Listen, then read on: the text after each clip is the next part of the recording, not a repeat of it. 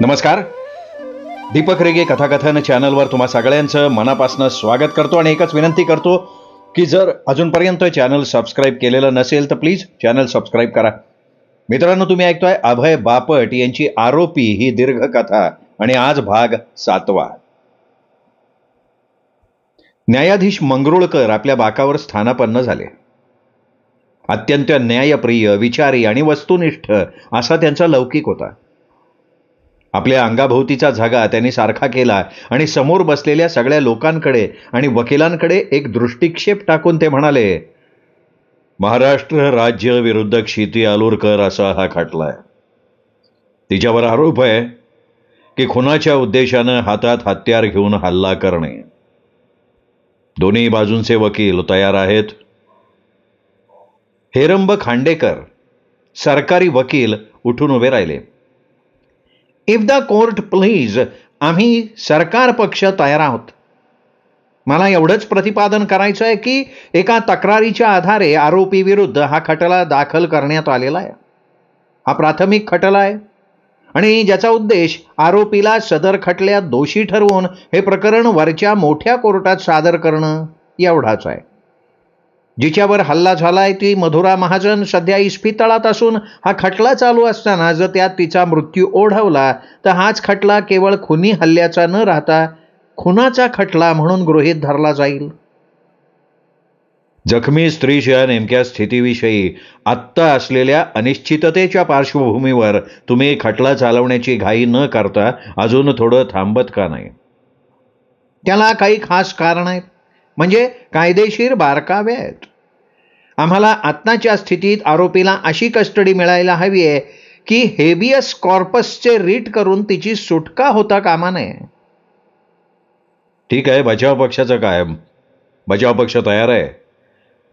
आम्ही तयार आहोत.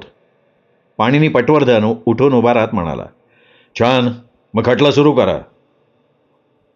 युअर ऑनर, मगाशी मी उल्लेख केल्याप्रमाणे आम्हाला आरोपीला ज्या पद्धतीनं या खटल्यात गुंतवायचं आहे तसं गुंतवण्यासाठी आम्हाला असे काही साक्षीदार समोर आणायचे आहेत की ज्याची सरतपासणी आम्ही अत्यंत सविस्तरपणे घेणार आहोत, जी सहसा प्राथमिक सुनावणीत घेतली जात नाही. आणि इतर बाबतीत मात्र आम्ही अशा कायदेशीर तरतुदींचा आधार घेणार आहोत ज्यामुळे प्राथमिक सुनावणीमध्ये गुन्हा घडल्याचं सिद्ध करणं आणि तो गुन्हा करण्यासाठी आरोपीकडे सबळ कारण असल्याचं सिद्ध करणं एवढंच आवश्यक असतं. हे समजणे एवढं हे कोर्ट नक्कीच शोधणे आहे.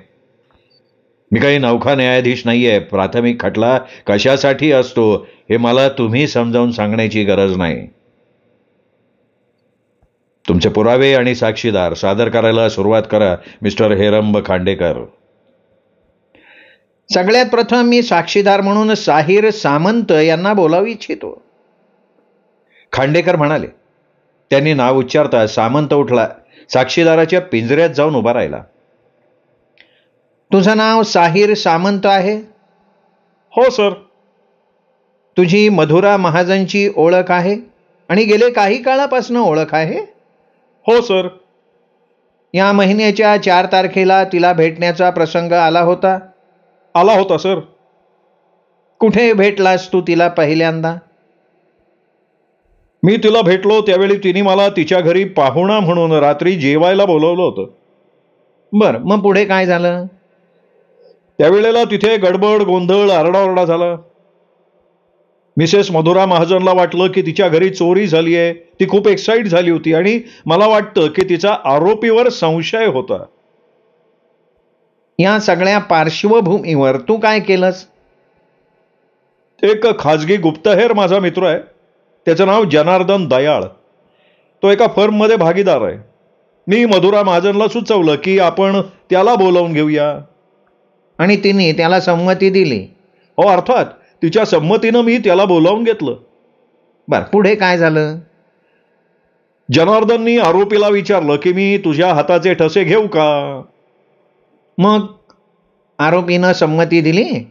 नाही, संमती तर नाहीच दिली. उलट पक्षी तिने पाणिनी पटवर्धनना बोलवून घेतलं. पाणिनी पटवर्धन तिथे आला आणि त्यांनी आरोपीला सूचना केली की ऑब्जेक्शन. पाणिनी पटवर्धन कडाडला. Objection sustained. न्यायमूर्ती मंगरुळकर लगेच म्हणाले, हेरंब खांडेकर वैतागले. त्यांनी तपासणीची नवीन पद्धत अवलंबण्याचं ठरवलं. मधुर महाजनना इस्पितळात दाखल केल्यानंतर त्या घरात जायचा प्रसंग तुझ्यावर आला होता? हो सर, मला खात्री होती की. ऑब्जेक्शन. पाणिनी पटवर्धन पुन्हा एकदा ओरडला. साक्षीदाराच्या मनात काय आलं होतं याबद्दल तो साक्ष नाही देऊ शकत. Objection sustained. ठीक आहे, ठीक आहे. तुझ्याकडे ठोस असं काहीतरी कारण असणार त्या घरात प्रवेश करण्यासाठी. असू दे, ते नको सांगू. आम्हाला एवढंच सांग की त्या घरात तू गेल्यानंतर काय घडलं. माझ्या हातात फाउंटन पेनच्या आकाराची छोटी बॅटरी होती. ती घेऊन मी त्या घरात प्रवेश केला. बॅटरीचा प्रकाश झोत जमिनीवर पडेल याची काळजी घेतली. दुसऱ्या मजल्यावर जिन्यानं मी जात होतो. मला असं वाटत होतं की काहीतरी. साक्षीदाराला काय वाटत होतं हे ऐकण्यात आम्हाला रस नाही. पाणिनीने पुन्हा हरकत घेत म्हटलं. मिस्टर पटवर्धन बरोबर म्हणतोय. काय घडलं त्या वस्तुस्थितीला धरून साक्ष द्या, तुमच्या मनातल्या विचारांच्या संदर्भात नको. ठीक आहे, सांगतो. व्यवस्थित, अत्यंत काळजीपूर्वक. आवाज न करता मी जिन्याच्या वरच्या पायरीपर्यंत पोहोचलो. मला कसली तरी एक चोरटी हालचाल जाणवत होती, कोणीतरी जवळ असल्यासारखी. मग तू काय केलं? मी अगदी शांतपणे, निश्चलपणे बसून राहिलो. नाही, तू म्हणालास ना की तुला कशाची तरी हालचाल जाणवली. तुला काही ऐकू आलं का? हो, एक विचित्र आवाज ऐकू आला. म्हणजे कोणीतरी कुजबुजत असल्यासारखा? नाही, मला नाही वाटत. ती कुजबुज नव्हती, एक वेगळाच आवाज होता तो. तेव्हा किती वाजले होते हे समजायला काही मार्ग नव्हता तुला? नाही, काहीच कळायला मार्ग नव्हता ना किती वाजले होते ते. बरं, मग पुढे काय झालं? नंतर एकदम कसला तरी मोठा आवाज झाला. मला आश्चर्य वाटलं त्याचं. मी खूप घाबरलो. मी पळायचा प्रयत्न केला. मग माझ्या लक्षात आलं की माझ्या मागच्या पायऱ्या आणि माझ्यामध्ये तो आवाज झाला. मग मी पुढे पळायचा प्रयत्न केला आणि तेवढ्यात पाणिनी पटवर्धननी माझ्यावर हल्ला केला. त्यांनी स्वतः? हा, त्यांनी हल्ला केला आणि त्याचा तो खाजगी गुप्तहेर ओजस, तो त्याला त्याच्यात मदत करत होता.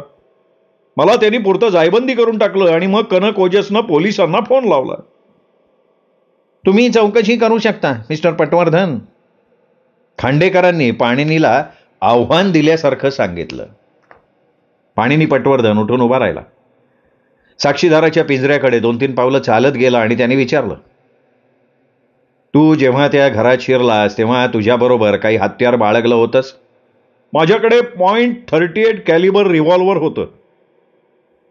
ते रिव्हॉल्वर वापरण्याचं परमिट तुझ्याकडे होतं? नाही. मग ते रिव्हॉल्वर तू कसं काय बाळगत होतास स्वतःकडे? तुला माहिती असणार ना की परवान्याशिवाय रिव्हॉल्वर बाळगणं गुन्हा आहे. मी ते माझ्याकडे ठेवलं होतं कारण मला वाटलं होतं की मला काहीतरी धोका होऊ शकतो. कुणापासनं धोका? ते नाही मला माहिती. म्हणजे ज्याच्यापासनं तुला धोका निर्माण झाला असता त्याला तू गोळी झाडण्याच्या तयारीत होतास? मी स्वतःचा बचाव करण्याच्या तयारीत होतो. तुला वाटत होतं की तुझ्या जीवाला धोका आहे? हो, वाटत होतं. तू असं काय केलं होतंस की आपल्या जीवाला धोका आहे असं तुला वाटत होतं? मधुरा महाजनला धोका होता. तिच्यावर का हल्ला झाला होता तुला माहितीये? मला अगदी त्याची सगळी व्यवस्थित कल्पना आहे. तुला असं वाटतंय की हा सगळा जो त्रास दिला किंवा तिला झाला तो 2,000 रुपयांच्या चोरीमुळे? मोकळेपणानं सांगायचं तर नाही. एक मिनिट. सरकारी वकील खांडेकर एकदम ओरडले. हा प्रश्न हरकत घेण्याजोगा आहे. मी प्रत्यक्षात हरकत घेत नाहीये, पण मी लक्षात आणून देऊ इच्छितो की आरोपीचे वकील हे साक्षीदाराला मत विचारतायत. आणि मगाशीच पाणिनी पटवर्धनांनी कोर्टाच्या नजरेला आणून दिलं की आम्हाला साक्षीदाराची मतं नको आहेत, वस्तुस्थितीमध्ये आम्हाला रस आहे. आणि आता मात्र ते स्वतः साक्षीदाराचं मत विचारतायत, वस्तुस्थिती विचारत नाही आहेत. ठीक आहे. तर मग मिस्टर साहिर सामंत, ज्या वेळेला मधुरा महाजननं असा दावा केला की कोणीतरी 2,000 रुपयाची नोट तिच्या कपाटातल्या खोक्यातनं चोरली आहे, त्यावेळेला तू तिथे हजर होतास? हो, हजर होतो. आणि तूच सुचवलंस ना तिला, का नाही सुचवलंस की आरोपी क्षिती हीच त्या चोरीत गुंतलेली असावी म्हणून? नाही, मी असं काही सुचवलं नाही. मी फक्त काही प्रश्न विचारले शोध घेण्याच्या दृष्टीनं. शोध घेण्याच्या दृष्टीनं प्रश्न म्हणजे नेमकं काय म्हणायचंय तुला? मी एवढंच विचारलं की त्या घरात त्या वेळेला किती लोक हजर होते. त्यानंतर मी असंही विचारलं की मिसेस मधुरा महाजनच्या बेडरूममध्ये वहिवाटीचा अधिकार असणारे किती लोक त्यावेळी त्या घरात हजर आहेत. कोणाकोणाला माहिती होतं की मधुरा महाजन तिच्या कपाटात रिकामी खोकी ठेवत असे म्हणून. रिकामी खोकी? पाणिनीने आश्चर्यानं विचारलं. हो, रिकामी खोकी. किती रिकामी खोकी? परमेश्वराला माहिती, मला नाही सांगता येणार. ती म्हणाली की तिने त्या रिकाम्या खोक्यात पैसे ठेवले होते म्हणून. नाही, पण तू रिकाम खोकं असा शब्दप्रयोग नाही ना वापरलास. तू हा शब्द अनेक वचनात वापरला आहेस. रिकामी खोकी असा वापरलास. कदाचित वापरला असेल. तुला माहिती होतं की एकापेक्षा जास्त खोकी त्या कपाटात होती म्हणून? नाही, मला नाही माहिती. मला वाटत नाही तसं, कारण ती म्हणाली रिकामा खोका. पण तू जेव्हा शोध घेण्यासाठीचे प्रश्न विचारत होतास तेव्हा तू त्या खोक्याचा उल्लेख अनेक वचनी केलास. ठीक आहे, केला मी अनेक वचनी उल्लेख. आणि जेव्हा तू असा अनेक वचनी उल्लेख केलास तेव्हा मधुरा महाजननं तुझं म्हणणं दुरुस्त केलं नाही का तिथे फक्त एकच रिकामा खोका होता म्हणून? नाही, तिने तसं काही केलं नाही, कारण त्या वेळेला वातावरणात तणाव होता. एक मिनिट साहिर सामंत, आम्हाला तुझ्या मनात काय विचार आले त्यात रस नाहीये, आणि मधुरा महाजनच्या मनात काय विचार आले असतील याबद्दल तू काय अंदाज केला असावास हे जाणून घेण्यात सुद्धा आम्हाला रस नाहीये. मी तुला असे आता वेगवेगळे प्रश्न विचारतोय ते हे जाणून घेण्यासाठी की तिच्या पुतणीवर म्हणजे क्षितीवर चोरीचा आरोप करण्याचे विचार जे तिच्या मनातही नव्हते ते तू तिच्या मनात भरून देत होतास का नाही? मी असं कधी म्हणालो नाही की माझ्या मनातले विचार मधुरा महाजनवर मी लादत होतो. नाही, तू म्हणाला नाहीस रे तसं, पण तुझ्या देहबोलीवरनं ते सिद्ध होत आहे ना. तू प्रश्न असे विचारलेस तिला की घरात कोण माणसं होती, कोणाला तिच्या बेडरूम पर्यंत जायचा अधिकार होता वगैरे वगैरे. त्या कपाटापर्यंत जायची आणि चोरी करायची संधी क्षिती व्यतिरिक्त आणखीन कोणाला होती असा प्रश्न विचारला नाहीस? नक्कीच नाही विचारला तसा प्रश्न. का नाही विचारलास? कारण एक जातीवंत व्यावसायिक आणि त्या कुटुंबाचा मित्र या नात्यानं मी स्वतः कुठल्याही संशयाच्या पलीकडचा माणूस होतो. असं का?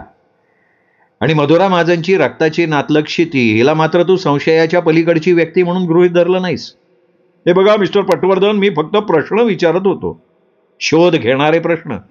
तुम्हाला तसं म्हणायचं असेल तर तुम्ही म्हणू शकता. ठीक आहे, तू त्या घरात शिरलास साहिर तेव्हा तू तुझ्याबरोबर बेकायदेशीररित्या पिस्तूल बाळगलं होतंस, आणि तू म्हणतोस त्याप्रमाणे गरज पडली तर स्वतःचं संरक्षण करण्यासाठी, बरोबर? हो, बरोबर. तू घर फोडून आत घुसलास? नाही, मी घर वगैरे काही फोडलं नाही. मी फक्त कुलपाशी झटापट केली असं म्हणा फार तर. कायदेशीर दृष्ट्या ती घरफोडी ठरते ना. ठीक आहे, सरकारी वकिलांची बोलून घेऊ मी तो मुद्दा. मी त्यांना हे सगळं सांगितलंय आधीच. अच्छा, म्हणजे याआधी तू हे सरकारी वकिलांना सांगून पटवून ठेवलंयस सर. याचा अर्थ असा की तुझ्या या साक्षीच्या बदल्यात तू केलेल्या गुन्ह्यातनं माफी द्यायचं सरकारी वकिलांनी तुला कबूल केलेलं दिसतंय.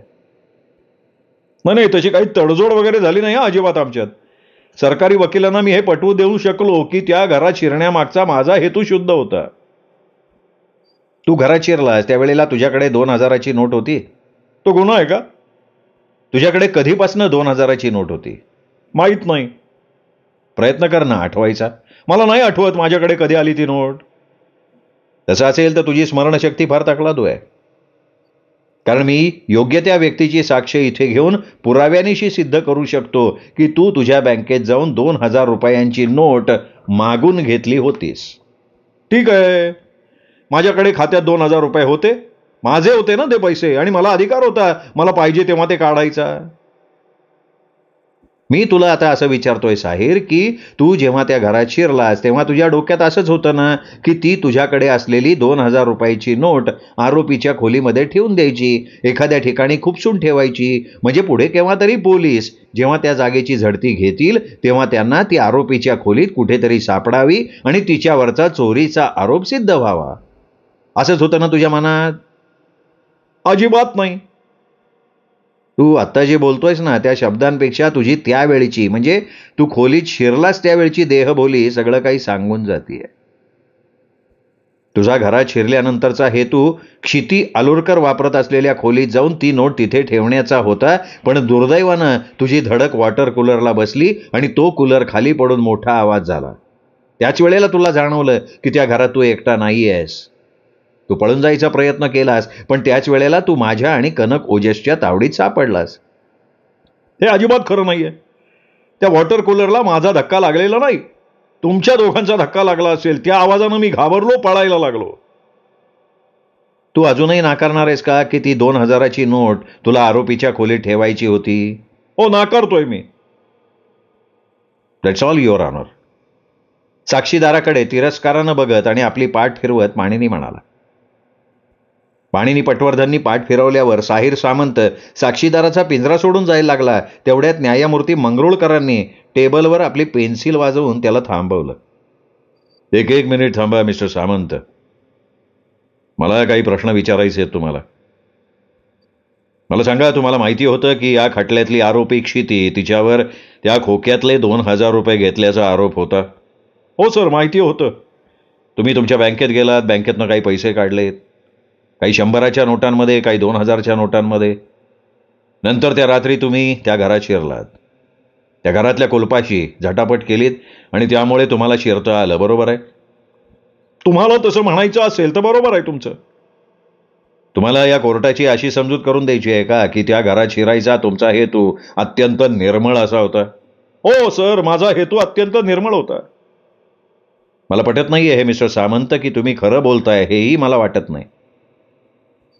तुम्ही त्या बँकेतनं काढलेली रक्कम काही विशिष्ट हेतूसाठीच काढलेली असणार. न्यायाधीश म्हणाले. त्यानंतर ते सरकारी वकील खांडेकरांना म्हणाले, तुमचा साक्षीदार आहे खांडेकर, आणि मी आत्ता तुम्हाला अत्यंत अधिकृतरित्या आणि स्पष्ट सांगतोय की याच्या साक्षीवर माझा अजिबात विश्वास बसलेला नाही. न्यायमूर्ती महाराज, माझ्यावर विश्वास ठेवा तुम्ही. नाही, माझा बिलकुल विश्वास नाही. माझं असं मत होत चाललंय की या बाईला चोरीच्या आरोपात गुंतवायचं असा हेतू पुरस्सर प्रयत्न केला गेलाय. पण न्यायमूर्ती महाराज, आमच्याकडे दुसराही पुरावा आहे. आम्हाला दाखवून द्यायचं आहे त्या पुराव्याच्या आधारे की ज्या वेळेला मधुरा महाजनवर हल्ला झाला, अगदी त्याच वेळेला आरोपींनी रात्री तिच्या घरात संशयास्पद रीतीनं प्रवेश केलेला होता. आमच्याकडे असा पुरावा आहे की ज्या खोक्यातनं पैसे काढले गेले होते त्या खोक्यावर तिच्या हाताचे ठसे आहेत. शिवाय अत्यंत निर्दोष अशा परिस्थितीजन्य पुराव्याच्या आधारे आम्ही हे दाखवून देऊ शकतो की आरोपीनं चोरी केली आणि ती लक्षात येऊ नये याकरता तिने पुढे मधुरा महाजनवर हल्ला केला. खांडेकर म्हणाले. मला एक सांगा खांडेकर, तुम्ही म्हणता त्याप्रमाणे तिने चोरी केली असेल तर ती सकाळच्या वेळेला केली, मग ती मधुरावर हल्ला करायला रात्री कशासाठी येईल? चोरी दडपली जावी म्हणून तिने हल्ला केला असं तुमचं म्हणणं असेल तर तिने सकाळीच हल्ला करायला पाहिजे होता ना. युअर ऑनर, मी मान्य करतो की या सगळ्या मागे नेमका हेतू काय असावा हे अजूनही आम्ही पुरेसं स्पष्ट करू शकलेलो नाही. मी तुम्हाला आणखीन पुरावा सादर करण्यावाचून वंचित करत नाही, पण या साक्षीदाराचा विषय आपला चाललाय. त्या बाबतीत मात्र मी पुन्हा एकदा स्पष्ट करतो की मी त्याच्या साक्षीवर थोडा सुद्धा विश्वास ठेवत नाही आणि ठेवणारही नाही. न्यायाधीश म्हणाले आणि आपल्या खुर्चीवर मागे रेलून आरामात बसले. त्यांची देहबोली सांगत होती की त्यांनी दिलेला हा निर्णय अंतिम होता. ठीक आहे मिस्टर साहिर सामंत, मला फेर तपासणीत काही विचारायचं नाहीये, खांडेकर म्हणाले. पण अचानक साहिर सामंत मोठ्यानं ओरडून म्हणाला, ठीक आहे, मी आता खरं काय आहे ते सांगतो. मी तिथे आरोपीला मदत करायला गेलो होतो, तिला त्रास देण्यासाठी नाही. माणिनी पटवर्धननी चमकून साक्षीदाराकडे बघितलं. अच्छा, आणि मग तू कशी काय मदत करणार होतास म्हणे तिला? माझा विचार होता की ती 2000 रुपयाची माझ्याकडे असणारी नोट मी आरोपीच्या बेडरूममध्ये नाही तर मधुरा महाजनच्या खोलीत कुठेतरी खुपसून ठेवणार होतो. तो खोका कपाटाच्या बाहेर टाकला गेला होता असं दाखवायचा विचार होता की एखाद्या उंजराने किंवा मांजराने तो खोका खाली पाडलेला असावा आणि तो पाडत असताना त्याच्यातली 2000 रुपयाची एक नोट बाहेर पडून कुठेतरी त्या कपाटात पडली असावी किंवा त्या कपाटाच्या खालच्या भागात रॅकमध्ये पडलेली असावी. म्हणजे तसं वाटेल अशा प्रकारे मी ती नोट मधुरा महाजनच्या खोलीत कपाटाजवळ कुठेतरी खुपसून ठेवणार होतो. माझा अंदाज होता की पोलीस आरोपीची खोली अगदी बारकाईनं तपासणी करतील, पण ते कपाट मात्र फारसं तपशीलवार तपासणार नाही. म्हणजे ज्या वेळेला पोलीस ते कपाट तपासतील आणि त्यांना मी तिथे ठेवलेली 2,000ची नोट सापडेल, तेव्हा त्यांच्या लक्षात येईल की प्रत्यक्ष चोरी झालेलीच नाहीये. ती नोट फक्त त्या खोक्यातनं बाहेर पडून कपाटात इतरत्र पडली होती. पाणिनीने साहिरकडे विचारपूर्वक बघितलं.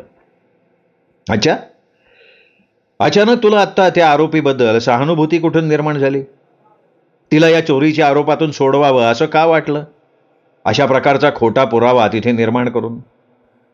त्याची काही वैयक्तिक कारणं आहेत, पण आता मी एवढंच सांगतो, मला असं वाटत होतं की आरोपी क्षिती आलूरकर एक स्त्री असल्यामुळे आणि तिचा भाबडा चेहरा बघून ती जर या चोरीच्या आरोपात आपण निर्दोष आहोत असं पोलिसांना पटवू शकली, तर त्या चोरीचा दुसरा संशयित म्हणून माझ्याकडे पोलीस बोट दाखवू शकतात आणि मला ते परवडण्यासारखं नव्हतं. म्हणून माझ्या दृष्टीनं चोरी झालीच नाही हे भासवणं महत्वाचं. त्यासाठी मी 2,000ची नोट मधुरा महाजनच्या कपाटात ठेवणार होतो. साहिरच्या या अचानक बदललेल्या पावित्र्यामुळे पाणिनी पटवर्धन वैतागला. त्यांनी एकदा साक्षीदाराकडे रोखून बघितलं आणि म्हणाला, दॅट्स ऑल युअर ऑनर. साक्षीदार पिंजऱ्यातून निघून जाण्यासाठी उठला. पुन्हा एकदा न्यायाधीश मंगरुळकर यांनी त्याला थांबवलं. 1 मिनिट थांबा मिस्टर सामंत. असं जर होतं तर ही वस्तुस्थिती तू पहिल्यांदा का नाही सांगितलीस? न सांगण्याचं कारण म्हणजे मीच ती नोट तिथे ठेवायचा प्रयत्न करत होतो हे मला कबूल करायचं नव्हतं. तू साक्ष देताना खरं सांगायची शपथ घेऊन साक्ष देत होतास, याची जाणीव आहे ना? हो, जाणीव आहे की सर. तुझ्या लक्षात आहे का, मी जेव्हा तुला आधी विचारलं होतं की तुझ्याकडे ती 2,000ची नोट कुठून आली, तेव्हा ते तुला आठवत नाही असं तू भासवलंस. मी तुला आठवण करून दिली की ते पैसे तू तुझ्या बँकेतनं काढलेले असशील, तेव्हा तू मान्य केलंस.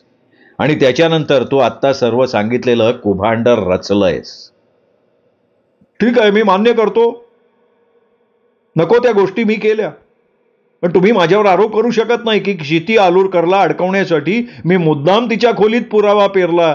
उलट तिला तिच्यातून बाहेर काढायची मी अपेक्षा करत होतो, मदत करत होतो तिला. पण मग सरकारी वकिलांना का नाही हे सांगितलंस? नाही सांगितलं खरं. एक फार विचित्र केस झाली आहे. असे काही बारकावे आहेत की मला ते आवडलेले नाहीत, अजिबात आवडलेले नाहीत. मी कुठल्याही पूर्वग्रह दूषित मनानं या खटल्याकडे बघणार नाहीये किंवा एकदम घाईत निर्णयही घेणार नाहीये. सगळे पुरावे मी तपासून घेणार आहे. पण तरीही मला असं वाटतंय की ज्या स्त्रीवर आरोप करण्यात आलाय तो फार संशयास्पद आहे. साक्षीदाराला जायची हरकत नाही. मिस्टर खांडेकर, तुम्ही तुमचा दुसरा साक्षीदार बोलवा, पण मी तुम्हाला एक निक्षून सांगतो की सरकारी वकील या नात्यानं तुम्ही या खटल्यात तुमची भूमिका व्यवस्थित बजावलेली नाही. पाणिनी पटवर्धन यांनी सुद्धा ते त्या घरात काय करायला गेले होते याबाबत समाधानकारक खुलासा केलेला नाहीये. या साक्षीदाराच्या वागणुकीबद्दल जर कोर्टाला संशय वाटत असेल तर पाणिनी पटवर्धनांच्या तिथे असण्याबद्दल सुद्धा कोर्टाने तेवढाच संशय दाखवायला पाहिजे होता, हे माझं प्रामाणिक मत आहे. हे बघा मिस्टर खांडेकर, पाणिनी पटवर्धनांचा हेतू काय होता याच्याशी मला काही कर्तव्य नाही. हा साक्षीदार तुम्ही आणलाय, त्याची साक्ष उलट तपासणी घेतली गेली आहे आणि साक्षीदारांनी हे कबूल केलं की त्यांनी काही गोष्टी कोर्टापासून दडवलेल्या आहेत. त्याची एकंदरीत वागणूक, देहबोली ही वस्तुस्थितीला धरून नव्हती. पाणिनी पटवर्धन यांनी उलट तपासणी घेताना केवळ त्याच्यावर दबाव टाकला म्हणून त्यांनी कबूल केलं की या प्रकरणाशी संबंधित पुराव्यांशी छेडछाड करण्यासाठी तो त्या घरात गेला होता. अन्यथा त्यांनी कबूल केलं नसतं.